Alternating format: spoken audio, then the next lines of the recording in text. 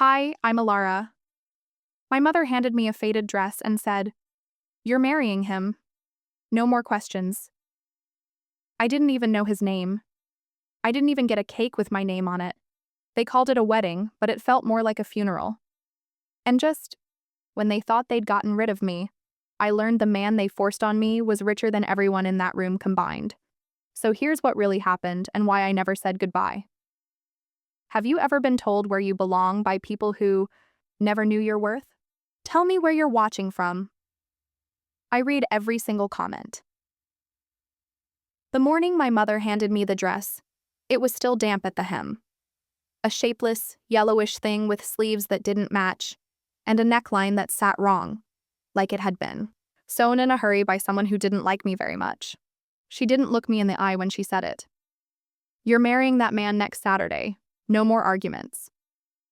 That was it. No, "How do you feel?" No, "Are you ready?" Not even a congrats. Just an order disguised as a blessing.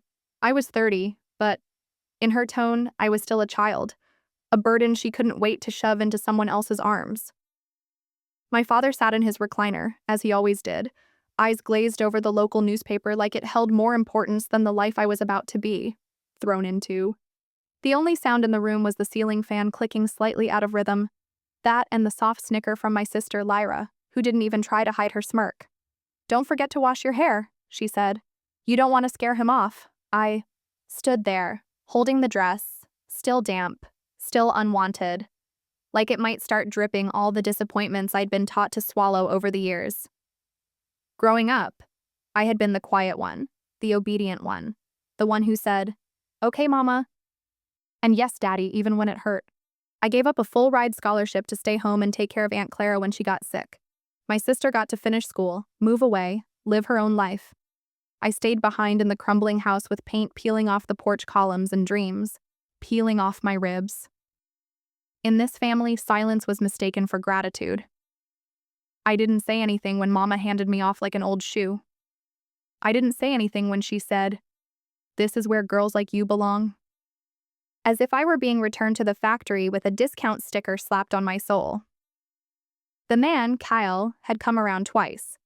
Once to fix the church's plumbing, once to drop off a donation basket. I knew nothing about him except that he worked construction and didn't talk much. That was good enough for them. A quiet man for a quiet girl. No questions asked. The wedding happened 5 days later. It was held in the small community chapel, where the carpet smelled like mildew and the pews creaked like they were crying. There were no flowers, no music, no smiling cousins from out of town. Just the pastor looking half asleep and a handful of silent onlookers who came more out of habit than celebration. Someone handed out a folded paper program. My name was misspelled. On the front, Alina Grace Vance. I pointed it out to Mama. She glanced, shrugged. "It doesn't matter anymore. Doesn't matter anymore. No speech, no toast, no photographs. Just a nod from the pastor and a, 'You may go now.'" That sounded more like a sentence than a blessing. After we signed the license, I heard Mama lean toward Chi. Lyra, her whisper sliding through the stale air like a blade. "Thank God we finally got rid of her." And that was that. No hug, no ride home, no, "We'll miss you." They watched as I climbed into Kale's dusty pickup truck, the door groaning as I pulled it shut. My white dress, cheap, borrowed, too tight around the arms, wrinkled under the seatbelt as he started the engine. We didn't speak. The gravel road stretched out like a scar between the church and the rest of the world. I held onto my purse, though it barely held anything. No phone, no wallet, just a single handkerchief. White cotton with a stitched letter E in one corner. Aunt Clara gave it to me before she passed. She always said, "No matter what they take from you, keep something, with your name on it." I clenched it in my fist as the truck rattled forward, kicking up red dirt behind us. I looked out the window but didn't see anything. Not the trees, not the mailboxes, not the sky. I just kept hearing Mama's voice. "This is where girls like you belong." I wanted to cry, but I wouldn't. Not in front of this stranger I was now, legally tied to. Not in the dress someone else picked. Not because they'd won. No. If I was going to cry, it would be in silence. And later, Kyle drove with both hands on the wheel, eyes fixed ahead. He wasn't unkind, just unreadable. I wondered what he thought of me. I wondered if he knew I had no choice. I wondered if he even cared. I wanted to ask him, "Do you think I deserve this?" But I couldn't form the words. Instead, I sat still, let the ride take me, and counted the turns in the road like they were stitches I could one day pull loose. And that was the day I buried my voice in a wedding dress I didn't choose, and I didn't say another word for the next 4 hours. The truck rattled down the narrow roads that wound through woods and forgotten farmland. The hum of the tires against gravel was the only sound between us. I sat stiffly in the passenger seat, staring out at moss-covered trees that blurred past in slow motion. He drove steadily, eyes on the road, hands resting firmly at 10 and 2. Cale, my husband. We hadn't said more than 10 words to each other. I didn't know what town we were headed to. Didn't ask. I wasn't ready to care yet. He glanced at me once, then back at the road. Not with pity, just curiosity maybe, like he was trying to figure out what kind of storm he'd just married into. This wasn't a honeymoon. This was exile. Hours passed, and the trees gave way to signs of life. Low fences, tidy lawns, pastel shutters on small homes. Savannah, Georgia. I caught the name on a road sign just as the sun dipped below the horizon. He pulled into a driveway behind a larger, whitewashed house and parked beside a small guest cottage tucked into a garden that smelled faintly of rosemary and rain. The porch light was on. The steps had no cracks. The windows were clean. I expected mildew and neglect. Instead, I found lavender and silence. Cale stepped out first, walked around, and opened my door without saying anything. I followed him inside, clutching my purse like it was the only thing I had left from the girl I used to be. The guest house had just one bedroom, a small living room, and a galley kitchen. Everything looked secondhand but cared for. Folded towels, swept floor, dishes drying neatly in a rack. A faint hum of a ceiling fan stirred the warm air. "You can take the bed," he said. "I'll sleep out here if that's all right." He didn't wait for a reply, just moved past me and opened a drawer, pulling out a few tools. Then he knelt in front of a crooked cabinet door and began tightening the hinge. The quiet was disorienting. Not the tense kind I grew up with, filled with glares and guilt, but gentle, like the kind that gives a person space to breathe. He cooked something simple: eggs, toast, and a slice of avocado. I waited for him to say grace or hand me a plate. Instead, he just said, "There's water in the fridge. You don't need to talk if you don't want to." I sat at the table, I ate, and for the first time in days, maybe longer, my breath came steady. Not like a gasp for survival, more like air I was allowed to take. He fixed that cabinet. Then he folded a dish towel. Then he stepped outside without a word. I stayed in that chair, fork idle on my plate, staring out the window where dusk was painting the sky bruised purple. Later that night, after I showered and changed into an old t-shirt he'd left folded on the bed, I turned on my phone. Just one message from my mother. "Don't come back. It's done. We've moved on." 7 words. Not even punctuation. Not even a "love, Mom." I didn't cry. I didn't throw the phone or scream or ask why. I just powered it off and set it face down on the nightstand. They cut the cord so cleanly I wondered if I ever mattered at all. I laid on the edge of the bed, too tired to get under the covers, still half dressed, with that stitched handkerchief pressed into my palm like a rosary. My mind kept expecting something bad to happen. A knock on the door, a shouted insult, a slammed cabinet. But none of that came. The room was cool, the sheets smelled like sunlight. I didn't dream of flowers or forgiveness that night. I didn't dream at all. I just slept, and that was enough. By morning, the sun had poured into the room like warm milk. I sat up slowly, the ache in my body less sharp than it had been. My eyes burned, but they were dry. The smell of toast reached me before I stepped out of the bedroom. On the kitchen table sat a plate of scrambled eggs and buttered toast. Steam still rose from the mug of coffee next to it. Cale was outside, standing barefoot in the small patch of garden behind the house. He was watering the tomato plants with slow, even movements like it was something sacred. For a moment, I just watched him. The way he moved with purpose but no rush, no heavy sighs, no tension in his shoulders, just a man and a hose and the quiet earth. I stepped onto the porch. He looked up. "Thank you," I said, my voice a little hoarse from sleep or disuse. "You don't owe me anything," he replied, setting the watering can down. "Eat while it's warm." I stood there another second, then turned back toward the table. My stomach growled.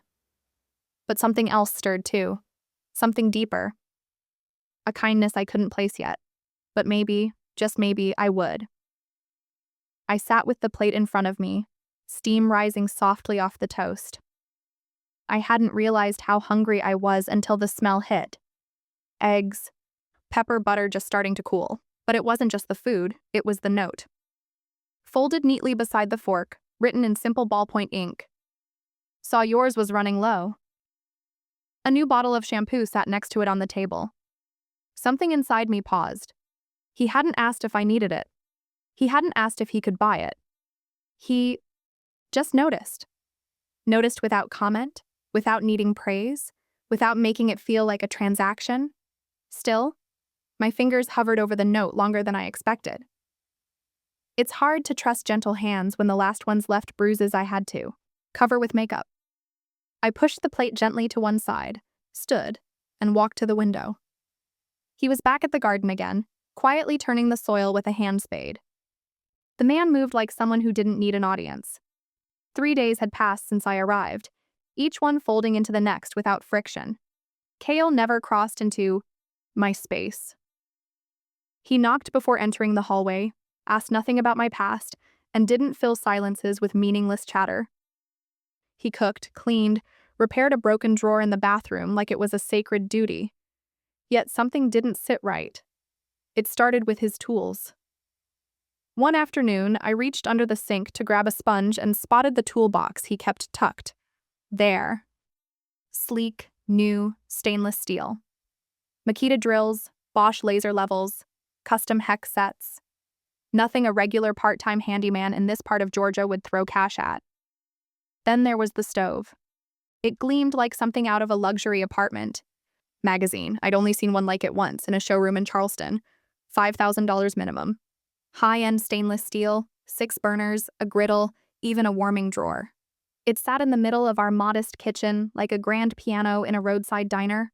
When I asked, he just glanced over his shoulder and said, "It came with the place, right? And I came with a fairy tale." The next morning, I woke to the sound of a car starting earlier than usual. I peeked through the curtain. Kyle had traded his dusty pickup for a charcoal gray sedan, sleek and silent. He wore a button-down shirt and dark slacks, no tool belt, no paint stains. He was gone before I could ask. And something in me stirred, restless. So I dressed quickly, tied back my hair, and slipped out 10 minutes later. I followed at a distance, careful not to get too close. The streets grew busier as we moved toward the heart of Savannah. Victorian homes gave way to brownstones, which gave way to glass towers that mirrored the sky. He turned into the underground lot of a high-rise building I'd never noticed before. Sleek, all black glass and metal edges. The kind of place where men in tailored suits drank $6 coffee and talked about hedge funds and hostile takeovers. I pulled up on the opposite sidewalk and waited, and then there he was. Cale, my husband. He walked through the automatic doors like he belonged there. No toolbox, no overalls. Just confidence and quiet. I stood frozen. What kind of handyman walks into a building where people wear Rolexes and talk mergers? The question stuck with me the entire ride home. I cooked dinner that night. Nothing special, just pan-fried chicken and green beans. I needed to keep my hands busy while my mind raced in circles. He came in late, smelled faintly of cologne, not sweat. But he greeted me with the same gentle nod, took off his shoes at the door like always. Over dinner, I finally broke the silence. "You said you fix things?" He paused, looked at me, waited. "What kind of things are in that building downtown?" His fork hovered midair. Then, just as calmly, he set it down and offered a half smile. "I fix what people break when they forget what matters." That was it. No elaboration, no deflection either. Just that. I didn't push. I just nodded and took another bite. That night, I lay awake a little longer than usual. I stared at the ceiling fan, listening to the soft hum of air moving above me. He didn't make sense. And maybe that's why I hadn't left. The world I came from always made sense. Cruelty passed down like heirlooms. Silence mistaken for love. Shame woven into every Sunday dress. But this was uneven. This man gave me a guest house, a $1,000 stove, shampoo with my name practically on it, yet never once asked me to give anything back. It made me feel strange. So when he handed me a cup of tea the next morning, I didn't hesitate. I smiled and said, "Thank you." I didn't know what he was hiding, I thought, watching him sip his own quietly across the porch. But for once, I didn't want to run. I wanted to wait, though Cale didn't stop me. He just leaned in the doorway that morning, arms folded, his eyes steady as always.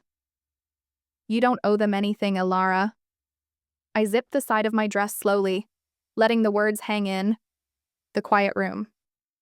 "Maybe not," I said, "but I still want to believe they'll look me in the eye this time." He didn't nod, didn't shake his head either, just stepped aside and let me pass. The drive from Savannah back to Mississippi felt longer this time, though it was only 5 hours. My hands were cold against the steering wheel, even with the sun out. Cale had offered to come with me. I told him no. "They said it's just a small celebration for my sister," I had explained. "No need to make it a thing." But the moment I pulled up to the house, my childhood home, now freshly painted in a trendy soft gray with white shutters, I knew something wasn't right. There were 3 rental cars parked out front and a valet in a vest. A valet. In Jackson. Stepped inside to music, clinking glasses, and the unmistakable scent of catered food. The furniture had been replaced. Modern, white, cold. Gone were the doilies, the rocking chair, and the faded portraits of my grandparents. My mother saw me, or rather, she looked through me. "Oh," she said flatly, "there you are." There was no hug, no kiss on the cheek. She gestured vaguely toward the back patio. "They're all out there. Try not to make an entrance. Try not to make an entrance." At an event I was invited to. I walked through the living room. No one turned. No one said my name. One woman glanced at my shoes and whispered something to her friend. I held my small wrapped gift tighter. I'd spent the past week stitching a linen wall hanging for my sister, her favorite verse embroidered carefully by hand. I don't even remember what it said anymore, only that I chose the thread color to match the curtains from her old room. Outside, my sister stood near a glass table piled high with gift bags, Gucci, Louis Vuitton, Saks. I placed my handmade present beside them. It looked out of place, like I did. My sister turned, flicked her hair over one shoulder, and offered a smile that didn't reach her eyes. "Didn't expect you'd actually show." "I was invited," I said evenly. Technically. She was wearing white, as if this were her wedding and not just a celebration of her promotion. Someone handed her a champagne flute. She didn't offer me one. Eventually, the crowd hushed for the big reveal, a 2-tiered cake covered in pink sugar roses. In gold script, it read, "To our beautiful firstborn." I blinked. Just that. Not our daughters, not even her name, just firstborn. My throat tightened, but I said nothing. Someone laughed. "Well, you're not the one people came to celebrate," my sister said sweetly, and a few nearby guests chuckled. I stepped back, bumping into a waiter. I mumbled an apology, though he barely noticed me. Later, one of my mother's old friends approached her near the punch bowl. She was smiling, nodding, holding a paper plate of cake. "You must be so proud of your daughters," she said. My mother didn't hesitate. "I only have one daughter. The other..." She was a lesson we had to learn the hard way. My body went still. I didn't drop my plate. I didn't storm out or yell. I just stood. The edges of the world muffled like I was underwater. I saw a teenager snap a photo with her phone. I heard the fizz of the soda fountain and the faint buzz of summer bugs outside. I carried my plate to the kitchen. Quiet, careful, set it in the sink and turned to leave. As I crossed the hall, I heard her voice again. My mother's, low but not soft. "She's just a charity case. You'll see. This won't last." The hallway blurred. My feet moved on instinct. I didn't know if I was shaking from rage or grief, but I knew I couldn't stay another second. I stepped into the cool air of the porch, leaving behind the lights, the laughter, the cake that never had my name. I didn't cry, but something inside me tore loose that night. The air in Mississippi was thick, but it was the silence back in Savannah that felt heavier. When I got home, the porch light was still on. Kale must have left it for me. I stepped inside quietly, like I didn't want the walls to hear me. The warmth that once greeted me felt like it had vanished, replaced by something too still, too polite. The kind of quiet that doesn't soothe, just reminds you how loud your thoughts can be.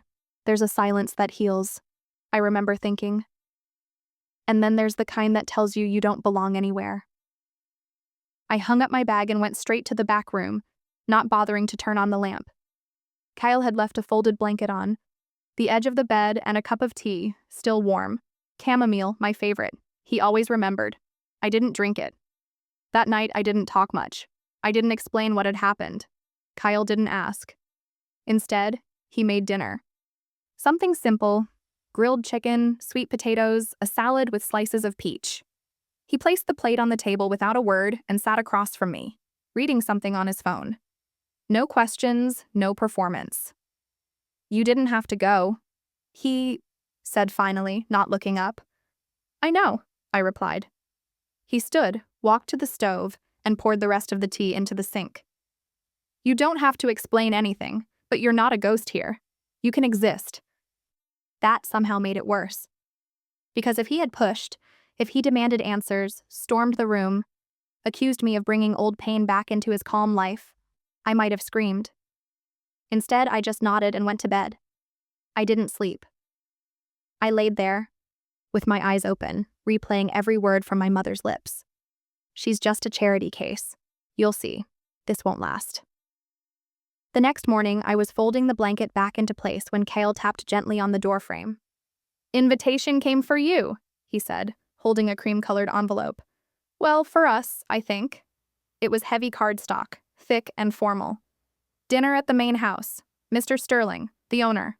Saturday at 7. "That's new," I said, frowning. "What's the occasion?" He shrugged. "No clue. Could be just neighborly politeness." I didn't answer right away. Saturday came fast. I wore a dark green dress, not fancy, just neat. Kale wore a blazer I hadn't seen before, charcoal gray and sharp across his shoulders. We walked across the lawn together, and for a moment I thought, maybe things are turning. The Sterling home was grand, not in a flashy way, but like old wealth, polished wood, quiet servants, portraits that seemed to breathe. A woman in pearls opened the door. "Mr. Kale," she said brightly, eyes flicking over to me. "Oh, we weren't expecting a +1. That pause. The kind that lands like a slap, just without the sound. My stomach tightened inside. As champagne flutes clinked and laughter bubbled from every corner, I drifted toward the back patio. I didn't want to hover. I just needed a moment. That's when I heard it. "She's just a guest, right?" A voice whispered behind a folding screen. "I mean, we only invited Mr. Kale. She's not expected." I didn't stay to hear the rest. I found the powder room and locked the door. Stared at myself. In the mirror. Skin too pale under the lighting. Eyes too tired. Shoulders pulled tight like I was bracing for another blow. I pulled the handkerchief from my purse, the one with the stitched E, the only thing I had taken with me the day I left that church in Mississippi. "Am I invisible even here?" I whispered. It wasn't dramatic. I didn't throw anything. I didn't sob. But the tears came. And this time, I let them. I sat on the floor, knees drawn up, and cried the way you do when there's nothing left to pretend. When the storm quieted, I fixed my face and walked out. Dinner continued like nothing had happened. I smiled, said, "Thank you," clinked my glass. Later that night, back at the guest house, I stood by the sink, washing off my makeup. When Kale entered, I didn't turn around. "If you want a clean life," I said softly, "you can have it. I won't be the stain they warned you about." He said nothing. Not that night. But silence, I was learning, could hold more than just absence. Sometimes it held the weight of a decision not yet spoken. I didn't wait for his answer that night. After I said it, "I won't be the stain they warned you about," I just walked away. Into the bedroom, into the dark, into silence. But silence doesn't mean stillness. I didn't sleep. My body lay still, but my mind was pacing, questioning, reliving. That night wasn't heavy with sadness. It was bitter, sharp. By morning, the air outside had cooled. Spring in Savannah carried this strange sweetness, like jasmine trying to grow through cement. I stood in the kitchen pouring coffee when Kale walked in, buttoning the cuff of his sleeve. "You're up early," he said. "I don't sleep much lately." He reached for a banana, peeled it without looking at me. "There's a dinner tonight at the Sterling house. They asked if I'd bring someone." I turned, skeptical. "They asked for me?" He paused. "They said +1. I said your name." I took a sip. "That's not the same." "No," he agreed. "But it's a start." That evening, I stood in front of the small mirror in our hallway and tied my hair back into a simple knot. No makeup, no ornaments, just the stitched handkerchief tucked neatly into the sleeve of my dress. Navy blue, plain but dignified. I didn't dress to impress anyone. I dressed to remind myself who I was. As we approached the estate, I felt my stomach tighten. Not from fear, from clarity. They don't have to expect me to exist for me to take up space, I murmured. Kale glanced over but said nothing, just held the door for me when we arrived. Inside, the same marble floors gleamed under soft chandeliers. A woman in a black dress rushed over, clipboard in hand. "Oh, thank goodness, Mr. Kale," she chirped. "We need someone to help plate the hors d'oeuvres. We're behind." She turned to me without even asking who I was and handed me a tray. "Just arrange them neatly, napkin under each." I looked at Kyle, but he had been pulled aside by the host. I could have corrected her. I could have set the tray down. But I didn't. I took the tray, walked toward the kitchen, and arranged the shrimp canapes with deliberate care. Neat rows, small touches of parsley, everything balanced. "If I'm serving," I whispered, "I'll serve like a queen." I glided through the crowd, offering plates to men in cufflinks and women with diamonds. They barely looked at me. I didn't mind. The power of invisibility is that you hear everything. Halfway through the dinner, I heard the click of heels, a familiar gait. Lyra. She entered like she was walking onto a stage, hair curled perfectly, a pearl set at her throat. She didn't glance at me, walked right past, her perfume blooming behind her like some expensive lie. "Darlings," she beamed to the host's wife. "You outdid yourselves." The host lifted his glass. "To new beginnings, to healing," Lyra toasted. I kept moving. Plate in hand, silence in my chest. Then came the moment. Lyra, reaching too far for a wine glass, tipped her flute. The red spilled across the tablecloth like a wound. People gasped softly. I stepped forward, pulling a clean napkin from the service tray. "Here," I said, holding it toward her. She took it, eyes still on the mess. "Oh, thank you, dear." I didn't move. "You're welcome, Mom." The word hit like thunder cracking through fine china. The room froze. She looked up, confused at first. Then, recognition crept in, slow and stunned. "Alara?" I smiled, calm, unapologetic. "Still just a stain, right?" I set the empty tray down on the table, turned, and walked straight out the same door she came in. No one followed. Not even the air moved. The door clicked softly behind me. The only sound in the world that didn't feel like a slap. I didn't rush. I didn't cry. I didn't even look back. I walked past the tall hedges lining the Sterling estate like they were strangers. The night air smelled of magnolia and distance, thick and humid, but cleaner than the room I'd just left. By the time I reached the guest house, my phone buzzed. A text from Lyra. "You've embarrassed yourself enough. Stay gone." I stared at it for a moment, not out of surprise, but because it was the fastest she'd ever responded to me in my life. I didn't reply. I didn't even breathe hard. I deleted it like someone brushing lint off a shirt. Nothing to hold on to. Nothing left to say. Cale was already inside when I returned. He didn't ask questions, just poured tea, set the mug on the small table beside me, and sat quietly on the edge of the couch across the room. I was still standing when he finally spoke. "You asked who I am," he said. "I think you're ready now." He didn't say it with drama, just a quiet sort of readiness, like he'd been waiting for this moment long before I knew it was coming. I sat down, let the silence answer for me. He leaned forward, elbows on his knees, hands clasped. "My last name isn't Corbin," he began. I blinked. "What?" "It's Sterling." I felt something shift in my chest. Not panic, not even betrayal. More like a click, like a puzzle piece slipping into place. He continued. "My mother owns Sterling Enterprises. Furniture, real estate, private equity. She wanted me to inherit it all. I said no." He wasn't dramatic about it. No flexing, no showing off, just facts. "I started my own company. Small, quiet, sustainable. I didn't want her name on it. I didn't want hers or mine, so I used Corbin. My grandfather's name." I couldn't speak. The tea in my mug had gone cold. He looked at me carefully. "I never told you because I didn't want to test you. I just wanted to be around someone who didn't see a bank account."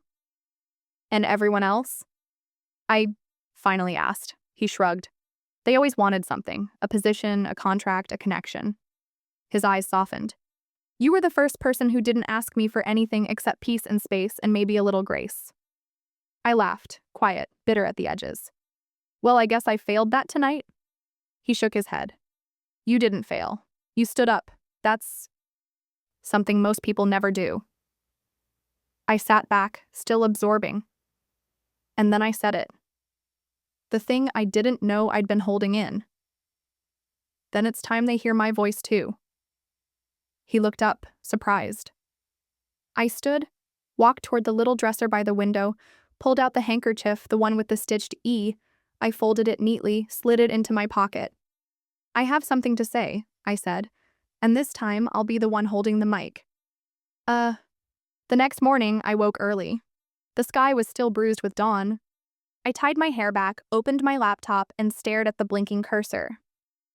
I didn't wait for a sign. I typed. Subject, Sterling Scholarship Fund. A statement from Alara. I wrote. I didn't hold back. I told the truth, not just about Lyra, but about girls like me. Girls told to disappear, told they were stains. I wrote about my wedding, the missing name on the cake, the silence, the rooms where I was present but never seen. I named names, carefully, calmly. I didn't slander, I documented. Then I listed 5 small community colleges and 10 rural schools with high dropout rates. I am not your daughter, I am your reminder. And I will make sure you remember me with every girl you tried to forget. I hit send. My hand didn't shake. It took less than 2 weeks for everything to shift.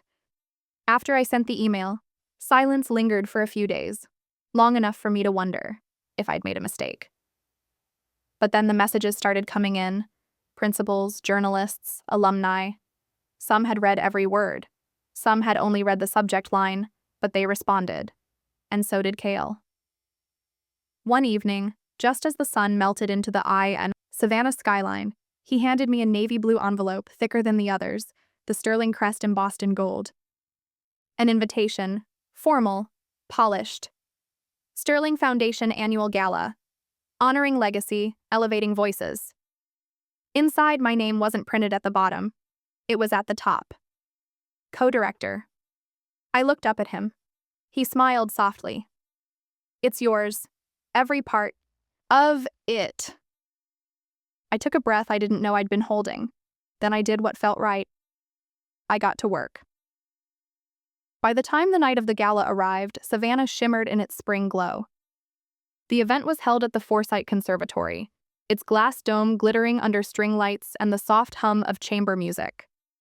I stood outside for a moment, hand on the door, my clutch tight in my fingers.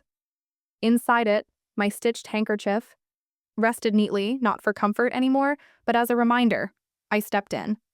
The room was a blur of velvet gowns, tuxedos, wine glasses raised mid-conversation.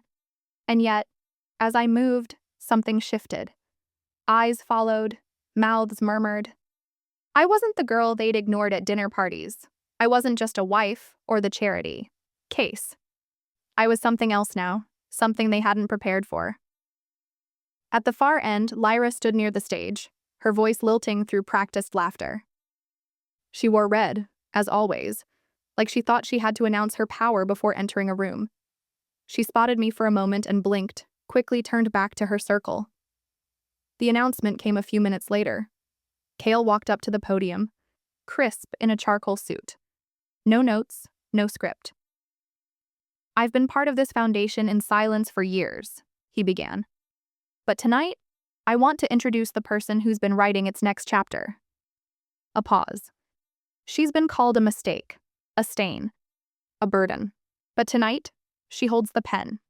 He turned, reached out. Ilara Sterling. I didn't hesitate. I stepped onto the stage with the weight of every insult, every dismissal, every empty room I'd been erased from beneath my heels. But I didn't carry them. I walked over them. The mic felt cool under my fingers. The room quieted the moment I exhaled. I want to thank those who never believed in me, I began. You made me sharper. You made me listen when silence could have drowned me. I scanned the room. My past doesn't vanish. It's sewn into me like a thread through every dress I wasn't allowed to choose. Every meal I served when I was supposed to be seated. Someone near the back shifted uncomfortably. Another lowered their glass. But I'm still here. For every girl told she belongs in the background, for every daughter who's told to hush, I want to say this. You belong wherever you decide to stand. The room paused. Then it broke. Applause, real and rising. People stood. Some clapped harder than others. But it didn't matter. They were facing me now. When I stepped off the stage, Lyra was waiting, arms folded, chin high, voice sharp. So, you came to flaunt your husband's money? I didn't flinch. I reached into my clutch, pulled out the ring Cale had given me, the one I hadn't worn in public since the wedding. I slipped it on, right there in front of her. I came to return what was always mine. She opened her mouth to speak, but nothing came out. I walked past her. Before leaving the stage entirely, I paused, removed the stitched handkerchief from my bag, and draped it gently across the microphone. I didn't need it anymore. And this time, when the spotlight followed me, I didn't flinch. I woke before the birds, not because something was wrong, just because for the first time in my life, my body didn't brace for the day ahead. There was no ache behind my eyes, no pit in my stomach, no need to rehearse answers to questions no one had ever cared to ask me. Just quiet. Not the kind that weighs heavy on your chest, the kind that breathes with you, the kind that says, "You're safe now." I stretched under the soft cotton sheets and listened. The wind outside stirred the trees lazily. A kettle whistled. Cale was up, humming in the kitchen. Off-key, but familiar, like the way some people misspell your name, but still mean love when they say it. I pulled the curtain slightly. Sunlight eased through like a warm hand. My eyes lingered on the small garden patch by the porch, where the tomatoes were finally beginning to fruit. This isn't a fairy tale ending, I whispered into the stillness. It's something better. It's mine. While Cale prepared breakfast, I wandered toward the old oak table by the window. A stack of envelopes waited, some invitations, some congratulations, and then one, thinner than the rest, bearing the crest of a university I hadn't thought about in years. Hands steady, I tore it open. Dear Miss Sterling, We are pleased to inform you of your admission into the part-time Medical Foundations program, spring term. My breath caught. I hadn't let myself hope. Not really. I'd applied on a dare, a private. One whispered to myself at 2 a.m. one night after rereading my old journals. They'd said I was too late, too old, too average. But I knew now I'd never been average. I'd just been silenced. Cale walked in with 2 mugs, one for him, dark and bold. One for me, lighter, with honey. He glanced at the paper in my hand. That it? I nodded, the corners of my mouth rising slowly. That's it. And then, of course, it buzzed. My phone, hidden in the kitchen drawer most days now. I picked it up, already sensing the weight on the other end before I saw the name. Lyra. I stared at the screen long enough for it to stop ringing, but it lit up again and again. This time I answered. Her voice crackled, not just through the speaker, but as if it had traveled through too much pride, too many years of not listening. I heard your speech, she said, no greeting. I didn't know you could speak like that. I sipped my tea. I always could. You just never listened. Silence. I was wrong, she finally said. It wasn't an apology. It was a confession. And for the first time, I didn't twist myself into forgiving. I didn't reach across the line she'd refused to cross my whole life. That's not mine to fix, I said. I've already chosen healing. Before she could answer, I ended the call. Not out of cruelty, but clarity. Some things don't need to be held anymore. Some weights aren't yours. That afternoon, I packed a bag and headed to campus. Orientation wasn't for another month, but I wanted to see it. Touch the place I'd fought so long to believe I was worthy of. Outside the building, students moved quickly. Backpacks, lattes, earbuds. They looked young, half restless, half hopeful. I stood there, not trying to fit in, just breathing. A young man with a clipboard passed by, glanced at my badge, and smiled. Dr. Sterling? I laughed gently. Not yet. He nodded. Well, soon. I looked down at my hand. The ring still glinted. In the afternoon light, but what grounded me wasn't gold. It was the folded handkerchief still tucked in my coat pocket. The same one they gave me on a day meant to bury me. The same one I carried when I decided to rise. It wasn't about them anymore. I walked toward the entrance, steps even, shoulders back. Because sometimes being forced into silence teaches you how to listen to your own truth. They said I belonged at the bottom, in the shadows, behind the scenes. But I found out I belong exactly where I choose to rise. And that's where the story truly begins. What do you think of this journey? Have you ever had a moment where you had to find your own voice against the odds? Share your experiences in the comments below. I'd love to read them. And if this story resonated with you, please give it a like and consider subscribing for more stories about finding strength in unexpected places.